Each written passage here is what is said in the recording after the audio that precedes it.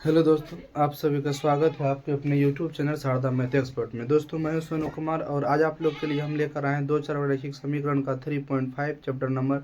और इसमें हम देखेंगे कि किस तरह से बृहस्पति विधि से समीकरण को हल किया जाता है। तो आइए चलते हैं सवाल नंबर 1 की ओर। और इसको बनाने से पहले आपको वीडियो अगर अच्छा लगे चैनल को सब्सक्राइब कर लें, दोस्तों में शेयर करें ताकि हमारा और मनोबल क्या हो सके, बढ़ सके, ताकि मैं आप लोग के लिए और अधिक से अधिक वीडियो को बना सकूँ। ठीक है, क्योंकि आप ही लोग के मनोबल के कारण हम वीडियो को क्या करते हैं, अपलोड करते हैं, बनाते हैं। तो एक्सरसाइज 3 पॉइंट यहाँ चैप्टर नंबर लिखा हुआ है। इसमें पहला क्वेश्चन क्या कर रहा है, कह रहा है कि निम्नलिखित रैखिक समीकरण के युग्मों में से किसका एक अद्वितीय हल है, किसका कोई हल नहीं है, या किसके अपरिमित रूप से अनेक हल है। तो आप देखिए यहाँ पर क्या कर रहा है, किसका अपरिमित रूप से अनेक हल है। अद्वितीय हल की स्थिति में उसे बृहस्पति विधि से हल करना है। तो आपके सामने समीकरण लिखा हुआ है x माइनस 3y माइनस का 3 बराबर में कितना लिख दिया है, 0। दूसरा समीकरण लिखा है 3x माइनस 9y माइनस 2 बराबर 0। तो सबसे पहले हम चेक कर लेते हैं अद्वितीय हल कब होता है, अपरिमित रूप से अनेक हल कब होता है और कोई हल नहीं कब होता है। तो देखिए आपको क्या करना था कि यहाँ पर बटे करेंगे 1/a1 बटे a2 b1 बटे b2 c1 बटे c2 करिए। तो a1 बटे a2 करेंगे तो 1/3 होगा, b1 बटे b2 करेंगे तो -3 बटे -9 होगा, c1 बटे c2 करेंगे तो -3 बटे माइनस कितना होगा, 2 होगा। माइनस से माइनस कैंसिल, माइनस से माइनस कैंसिल, ये कट गया। 3 या 9 बार में। कहने का मतलब हुआ कि आगे वाला मिल गया, अब पीछे वाला नहीं मिला है। तो नहीं मिला है तो कितना हो जाएगा, 3/2 हो गया। ठीक है। अब आगे वाला मिल गया तो क्या हो जाएगा, ये कोई हल नहीं होगा। कोई हल नहीं वाले को क्या करना है, अद्वितीय यानी कि बृहस्पति विधि से नहीं हल करना है। दूसरा चेक करते हैं, इस तरह से चेक करना है, जो अद्वितीय हल होगा उसी का हम लोग क्या करेंगे, बृहस्पति विधि से हल करेंगे। ये देखिए, अगर करिएगा 2/3, यहाँ करिएगा 1/2, ये दोनों बराबर नहीं मिला, ये हो गया अद्वितीय हल। जब दोनों आगे वाला बराबर नहीं हो तो अद्वितीय हल होता है। अब क्या करेंगे, हम इसको बृहस्पति विधि से हल करने जा रहे हैं। आप लोग इसे क्या करिएगा, ध्यान से देखिएगा। देखिए अब यहाँ पर लिखेंगे बृहस्पति विधि से, बृहस्पति विधि से। तो क्या हो जाएगा, देखिए बृहस्पति विधि से होता है x बटे माइनस का y बटे और फिर 1/, ये हो गया। अब यहाँ से ढकढकिया नियम लगाइएगा, x वाला को लिखिएगा तो x वाला को झाप दीजिएगा। अब y के गुणांक वाला और अचर पद आपको लिखना है। और एक बात ध्यान देना है कि जो बराबर के बाद जो कुछ भी संख्या रहेगा उसको बराबर के उधर ले जाना है। तो ये झापा गया तो हो जाएगा 1 और कितना हो जाएगा 2, और ये देखिए हो जाएगा माइनस का 5 उधर जाएगा तो इधर जाएगा तो माइनस का 8 हो गया। ठीक है, इसको आप याद रखिएगा, बराबर के उधर जाएगा तो -5 और माइनस कितना होगा। अब यहाँ पर -y है। अब देखिए ये झाप देंगे y वाला, तो y वाला झापा गया तो x वाला लिखाएगा, हो जाएगा 2 3, यहाँ लिखाएगा तो हो जाएगा -5 और कितना -8 हो गया। फिर अचर पद को झाप देंगे तो यहाँ पर हो जाएगा 2 और कितना 3, और यहाँ पर हो गया 1 और कितना 2 हो गया। इस तरह से हमने क्या किया, लिख दिया। अब यहाँ से क्या करेंगे, क्रॉस मल्टीप्लिकेशन करेंगे, कैसिया गुना करेंगे। बस ये रूल आपका है कि x वाले को x वाला लिखेंगे तो x वाला को झाप देंगे, y वाला लिखेंगे y वाला झाप देंगे। यही बृहस्पति विधि का नियम है। अब आपको क्या करना है, तिरछा तिरछी गुना करना है। -8 गुना 1 करिएगा, माइनस का 8 होगा। अब बीच में हमेशा माइनस देना है, 2 गुना 5 करिएगा तो माइनस का 10 हो गया। अब बराबर माइनस का y नीचे हो जाएगा, 8 दूना 16, माइनस का 16 हो गया। अब माइनस और पंथिया कितना हो गया, 15 हो गया। 2 दूना 4, यहाँ कितना हो जाएगा, 3 गुना 1 3 हो गया। बीच में माइनस देंगे x। अब देखो माइनस माइनस प्लस होगा, 10 में से 8 गया 2 हो गया। यहाँ माइनस y, यहाँ पर कितना हो जाएगा, 16 में से 15 गया, माइनस का 1 हो गया, 1/1 हो गया, माइनस माइनस कैंसिल। अब यहाँ क्या करिएगा, बराबर करिएगा फर्स्ट और थर्ड टर्म को। तो लिखिएगा from first and third terms, third term. तो x/2 बराबर 1/1 करिएगा तो x का मान कितना हो गया, 2। अब फिर देखिए x का मान 2 हो गया। अब फिर लिखेंगे from second and third terms, second and third terms. तो y/1 बराबर 1/1, तो y का मान कितना हो गया, 1। अब हमारा समीकरण जो आंसर आया है गलत है या सही से जांचने के लिए क्या करेंगे, तो x के जगह पर रख देंगे। देखिए यहाँ 2 रख के आप जांच करिए, 2 गुना 2 तो 4 हो जाएगा, और y की जगह पर रखिएगा 1 तो 4 1 कितना हो गया 5 हो गया। फिर इसमें भी जांच कर सकते हैं, 3 गुना 2 और 2 गुना 1 तो 3 गुना 6 और 2 गुना 1 2 और 6 2 कितना हो जाएगा 8 हो जाएगा। इस तरह से समीकरण को हमने क्या करेंगे, जांचने का काम करेंगे। ठीक है, बढ़ते हैं अगले सवाल की ओर। ठीक है, अगला क्वेश्चन निकालते हैं, आप इसे लिख लीजिए। चलिए, लिख लिए होंगे, इसको वीडियो को रोक करके लिख लेना, आपको मिटा।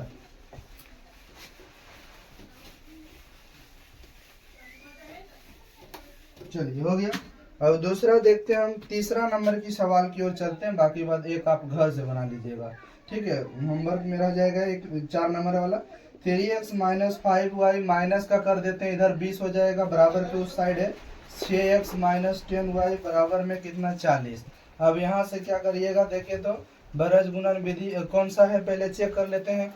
तो 3/6 हो गया, इधर माइनस का 5/-10 हो गया, इधर हो जाएगा आपका कुछ माइनस का 20/-40 हो गया। माइनस माइनस खत्म, 20 गुना 40 5 दूना 10 सब तो बराबर हो गया 1/2 1/2 1/2। अब देखिए यहाँ पर ये कौन सा आ जाएगा, अपरिमित रूप से अनेक हल हो जाएगा। तो अपरिमित रूप से अनेक हल हो जाएगा, तो इसे बरज गुणन विधि से नहीं करना।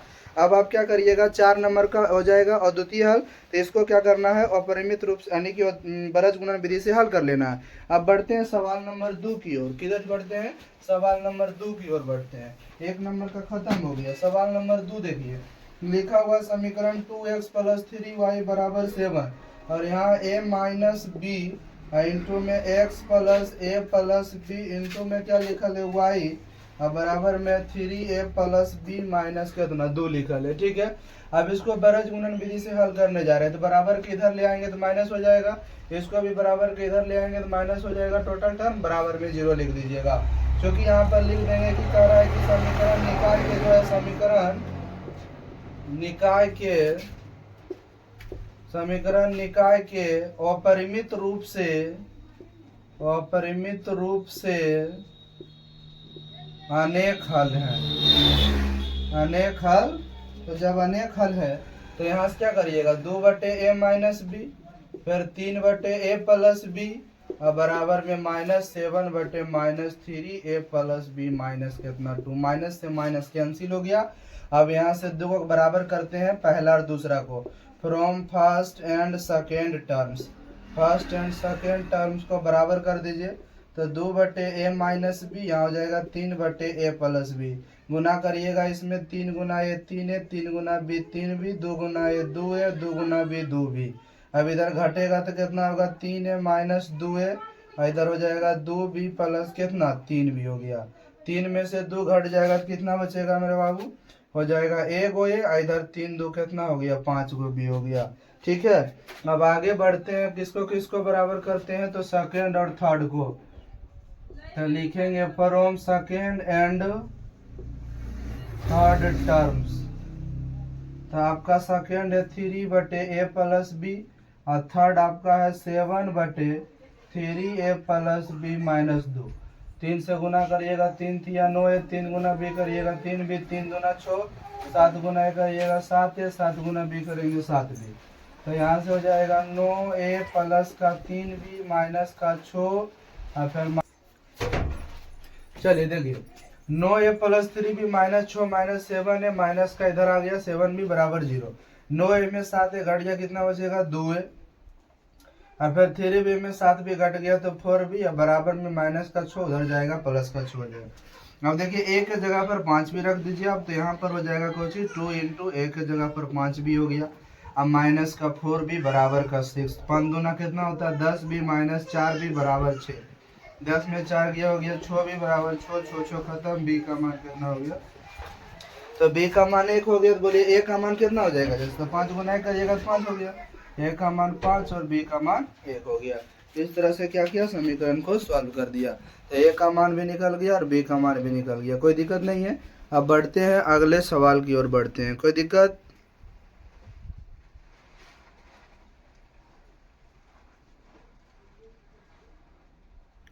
चलिए अगले सवाल की ओर बढ़ते हैं, देखते हैं दूसरा अगला क्वेश्चन, इसको आप लिख लीजिए। आगे बढ़ रहे हैं, कितना नंबर सवाल होगा, 2 के बाद आप 3 नंबर की ओर बढ़ते हैं। दो का दो आप बना लीजिएगा। इसमें कह रहा है कि कोई हल नहीं है, तो कोई हल नहीं कब होता, हमने आपको थ्योरी में बता चुके हैं। A1 बटे A2 बराबर B1 बटे B2 equal to not C1 बटे C2 वाला कंडीशन से आप क्या करिएगा, बना लीजिएगा। छोड़ देते हैं इसको, आते हैं 3 नंबर की ओर। 3 नंबर में क्या कर रहा है कि प्रतिस्थापन एवं परस्पर गुणन विधि से हल कीजिए। किस विधि को आप अधिक उपयोग मानते हैं, तो यानी कि प्रतिस्थापन विधि से भी हल करना है और बरज गुणन विधि से भी हल करना है, तो ये भी आपसे बन जाएगा। अब 4 नंबर सवाल की ओर आते हैं। 4 का पहला कह रहा है एक छात्रावास के मासिक व्यय का एक भाग नियत है तथा शेष इस पर निर्भर करता है कि छात्र ने कितने दिनों तक भोजन लिया। जब एक विद्यार्थी ए को जो 20 दिन भोजन करता है उसे 1000 रुपया छात्रावास के व्यय के लिए अदा करना पड़ता है, जबकि एक विद्यार्थी बी को जो 20 दिन भोजन करता है छात्रावास के लिए 1180 रुपया देना पड़ता है। तो नियत व्यय और प्रतिदिन का भोजन का मूल्य, मतलब एक देखिए छात्रावास का मतलब हॉस्टल होता है। आप हॉस्टल में चल गए, आपका नियत भाड़ा फिक्स हो गया। अब उसके बाद आप प्रतिदिन कितना भोजन करते हैं उस पर निर्भर करता है। तो एक विद्यार्थी ए है जो 20 दिन भोजन करता है 1000 रुपया देता है। दूसरा विद्यार्थी बी है जो 26 दिन भोजन करता है 1180 रुपया देता है। तो बताइए नियत व्यय और प्रतिदिन का भोजन का मूल्य क्या है। यहाँ से हम मानेंगे, क्या हम लिखेंगे, माना कि नियत व्यय छात्रावास का, छात्रावास लिख दीजिए, माना कि छात्रावास का नियत व्यय 100 रुपया तथा प्रतिदिन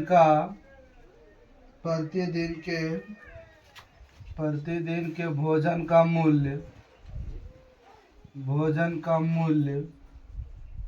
प्रतिदिन के भोजन का मूल्य y रुपया।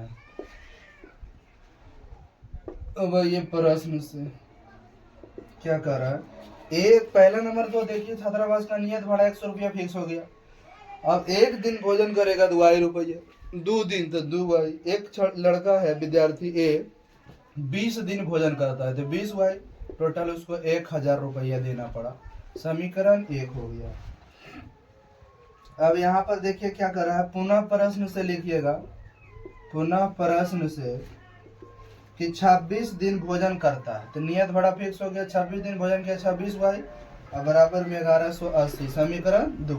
अब 1 और 2 को क्या करना है, विलोपन विधि से हल कर देते हैं, तो हो जाएगा समीकरण 1 और 2 से, समीकरण 1 और 2 से। तो x प्लस कितना हो जाएगा 20y बराबर 1000 हो गया, और फिर x प्लस कितना हो गया 26y बराबर 1180 हो गया। माइनस माइनस माइनस ही कट जाएगा, 26 में से 20 गया, माइनस का 6y, ये हमारा कितना हो जाएगा 180 हो जाएगा, 6 18 हो गया, 30 बार में घट गया। तो y का मान कितना निकल गया 30 हो गया, मतलब प्रतिदिन भोजन का मूल्य निकल गया 30 रुपया। अब हमें छात्रावास का नियत भाड़ा निकालना है, तो y का मान रख दीजिए समीकरण 1 में। y का मान समीकरण 1 में रखने पर रख दीजिए तो हो जाएगा x प्लस 20y बराबर कितना 1000, x के जगह पर कुछ नहीं 20 गुना 30 अब बराबर कितना हो जाएगा 1000, 20 दिया 60, 600, 1000 में घटा दीजिए 600, कितना बचेगा 400। तो 400 रुपया छात्रावास का नियत भाड़ा था और 600 क्या बोलते हैं 30 रुपया जो है प्रतिदिन उसको यानी कि भोजन का किराया देना पड़ा। ठीक है, इसको आप लिख लीजिए, थोड़ा सा इंक डाल देते हैं इसमें। उसके बाद हम बढ़ते हैं 4 का 2 नंबर सवाल की ओर।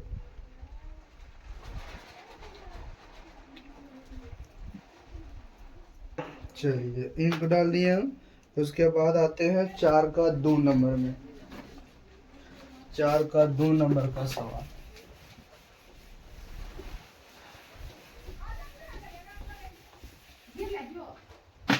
चार का 2 नंबर सवाल है। 4 के 2 नंबर में क्या करा है, कहता है कि एक भिन्न 1/3 हो जाती है जब उसके अंश से 1 घटाया जाता है। जब एक भिन्न 1/3 हो जाता है जब उसके अंश से 1 घटाया जाता है, और वह 1/4 हो जाती है जब हर में 8 जोड़ दिया जाता, तो वह भिन्न क्या होना चाहिए। तो यहाँ पर भिन्न हमको मानना पड़ेगा, मान लेंगे माना कि भिन्न x/y, x बटे कितना है y, प्रश्न देखिए कह रहा है कि जब अंश ऊपर वाला अंश और नीचे वाला आ रहा है, अंश में घटा दीजिए 1, तो वह कितना हो जाता है 1/3 हो जाता है। इसको मान लेंगे, यहाँ से सॉल्व करेंगे 3 गुना x 3x माइनस का 3 बराबर में y हो गया, प्लस का y इधर आएगा तो माइनस का y, और माइनस का उधर गया प्लस का, समीकरण 1 हो गया। उसके बाद देखिए पुनः प्रश्न से कह रहा है कि और 1/4 हो जाता है कब, जब उसके हर में 8 जोड़ दिया जाता है तब। 8 जोड़ दीजिए, अब बराबर में यहाँ क्या हो जाएगा 1/4, 4 गुना x 4x, यहाँ y प्लस 8 हो गया, 4x माइनस वाई बराबर 8, समीकरण कितना हो गया। अब 1 और 2 का आप विलोपन विधि से आराम से हल कर लीजिएगा, समझे, आपका x और y का मान निकल जाएगा। फिर यहाँ भिन्न में सेट कर देना, इसको यहीं तक रहने देते आप इसे हल कर लीजिएगा, हमें विश्वास। 4 का 3 नंबर में कह रहा है यश ने एक टेस्ट में 40 अंक लाया। यश ने एक टेस्ट दिया जिसमें 40 अंक लाया, और जब उसे प्रत्येक सही उत्तर पर 3 अंक मिला तथा अशुद्ध उत्तर पर 1 अंक की कटौती हुआ। सही बनाया 3 नंबर मिला, गलत बनाया 1 नंबर कट गया। यदि उसे सही उत्तर पर 4 अंक मिलता तथा अशुद्ध उत्तर पर 2 अंक कटता तो 50 अंक अर्जित होता। टेस्ट में कुल कितने प्रश्न थे। तो यहाँ पर मान लेते हैं कि माना कि यश ने एक टेस्ट में 40 अंक अर्जित किया जब उसे प्रत्येक सही उत्तर पर 3 अंक मिलता तथा अशुद्ध उत्तर पर 1 अंक की कटौती होता। यदि उसे सही उत्तर पर 4 अंक मिलते तथा अशुद्ध उत्तर पर 2 अंक कटते तो 50 अंक अर्जित होता। टेस्ट में कुल कितने। मान लेते, माना कि सही उत्तर की संख्या x तथा गलत उत्तर की संख्या y है, ठीक है। अब प्रश्न से देखिए, सही उत्तर की संख्या x है और 1 पर उसको 3 नंबर मिलता है, तो 3 गुना x करेंगे, और उसके बाद गलत पर क्या होता है 1 नंबर काट लेता है, तो y गुना 1 करेंगे और घटाएंगे, और ये दोनों को जोड़ने के बाद कितना होता है 40। देखिए माइनस में आएगा तो यहाँ पर जोड़ेंगे तो माइनस हो जाएगा 40, तो हो गया 3x माइनस वाई बराबर कितना 40। ये समीकरण 1 हो गया। और बाद देखिए पुनः प्रश्न से अभी की कर रहा है कि अगर 4 अंक मिलता सही, और क्या कहता है कि 4 अंक सही मिलता 2 अंक काट लेता, तो 2 गुना वाई माइनस, तो बराबर कितना मिलता 50 नंबर। तो 4x माइनस 2y बराबर 50, इसमें 2 कॉमन ले लीजिए, 2x माइनस वाई बराबर 50, 2 से 25।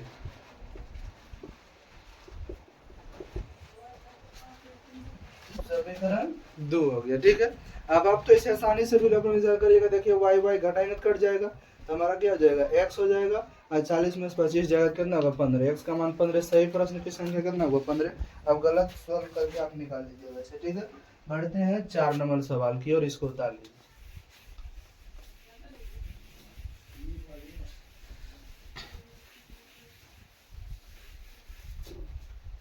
4 नंबर सवाल की ओर बढ़ते हैं।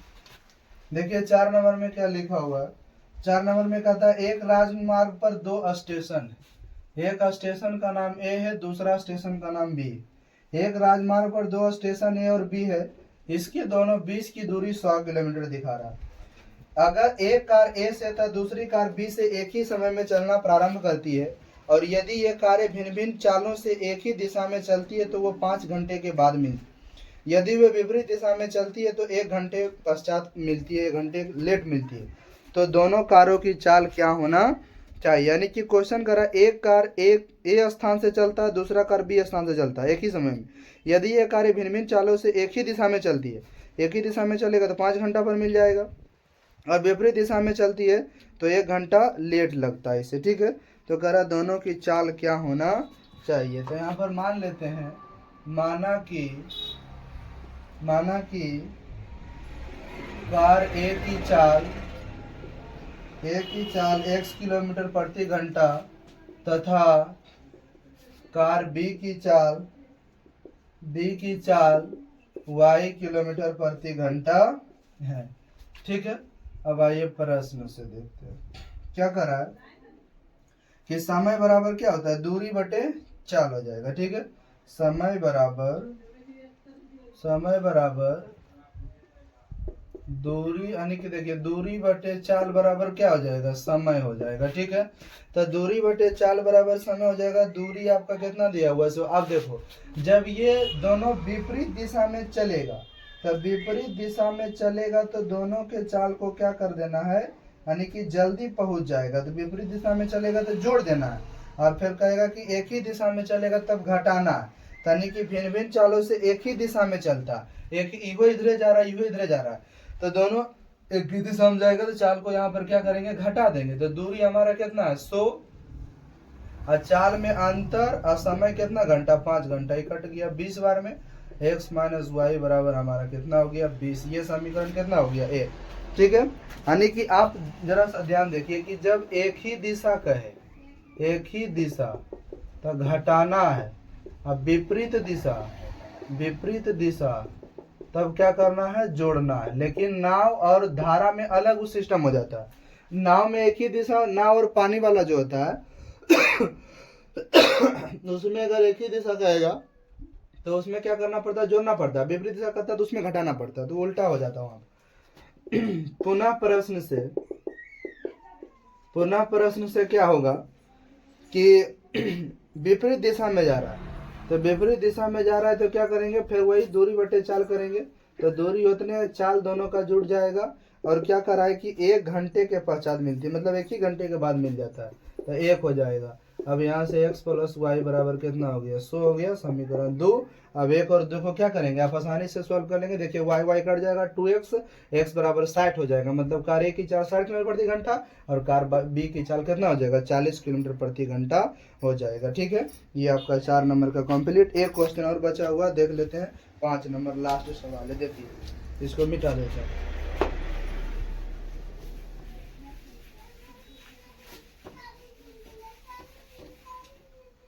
चलिए 5 नंबर का सवाल देखिए। 5 नंबर एंड लास्ट क्वेश्चन है। क्या कर रहा है कि एक आयत का क्षेत्रफल 9 वर्ग इकाई कम हो जाता है यदि उसकी लंबाई 5 इकाई कम कर दी जाती है और चौड़ाई 3 इकाई बढ़ा दी जाती है। यदि हम लंबाई को 3 इकाई और चौड़ाई को 2 इकाई बढ़ा दें तो क्षेत्रफल 67 वर्ग इकाई बढ़ जाता है। आयत की विमाएं क्या होना चाहिए। आयत की विमाएं हमसे पूछ रहा है, तो हमें तो मानना पड़ेगा कि माना कि आयत की लंबाई बराबर x और चौड़ाई बराबर कितना मान लेते हैं, ये x मीटर, और ये क्या मान लेते हैं, यानी कुछ नहीं है, बस x y मान लेंगे। मीटर इसमें नहीं दिया, वर्ग इकाई दिया हुआ है। तो अब यहाँ से क्या करेंगे, यूनिट मान सकते हैं। तो आयत की लंबाई x यूनिट मान लीजिए और चौड़ाई कितना y यूनिट मान लीजिए। अब आइए प्रश्न, अब इसका क्षेत्रफल कितना हो जाएगा, क्षेत्रफल, तो अगर क्षेत्रफल निकालेंगे तो होगा l गुना बी, इसलिए क्षेत्रफल बराबर l गुना बी, तो x गुना y, तो कितना हो गया x y वर्ग इकाई हो गया। ठीक ना। अब इसमें क्या कर रहा है कि एक आयत 9 वर्ग इकाई कम हो जाता है। अब आइए प्रश्न से क्या क्या कर रहा है उस पर विचार करते हैं। एक आयत का क्षेत्रफल 9 वर्ग इकाई कम हो जाता है यदि उसके लंबाई कितना है x में 5 कम कर दिया जाए और चौड़ाई जो है उसमें 3 बढ़ा दिया जाए। चौड़ाई y है, इसमें 3 बढ़ाना है, मतलब लंबाई में 5 कम करना है तो घटा दिए, चौड़ाई में 3 बढ़ाना है, तो इसका क्षेत्रफल पहले वाला क्षेत्रफल से 9 कम हो जाता है। अब x गुना y करिएगा x गुना 3 करिएगा 3x, 5 गुना y करिएगा 5y, अब 5 या 15, इधर हो जाएगा एक्स वाई माइनस 9, खत्म हो गया। यहाँ पर हो जाएगा 3x माइनस 5y, और माइनस 9 माइनस का 15 उधर गया तो प्लस का 15, 3x माइनस 5y घटेगा 6, समीकरण 1। अब आइए पुनः प्रश्न से क्या कर रहा है उस पर चलते हैं।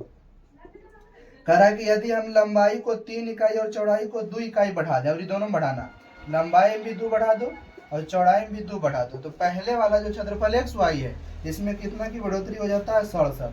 अब होगा एक्स वाई, और यहाँ पर 2 गुना एक्स करेंगे 2x, 2 गुना वाई करेंगे 2y, और 2 दूना 4 बराबर एक्स वाई प्लस कितना हो गया 67, एक्स वाई से एक्स वाई खत्म हो गया। अब यहाँ पर क्या हो जाएगा 2x प्लस 2y बराबर माइनस, इधर 67 है और माइनस का 4, तो 2x प्लस 2y, या 67 में 4 का कितना हो जाएगा 63।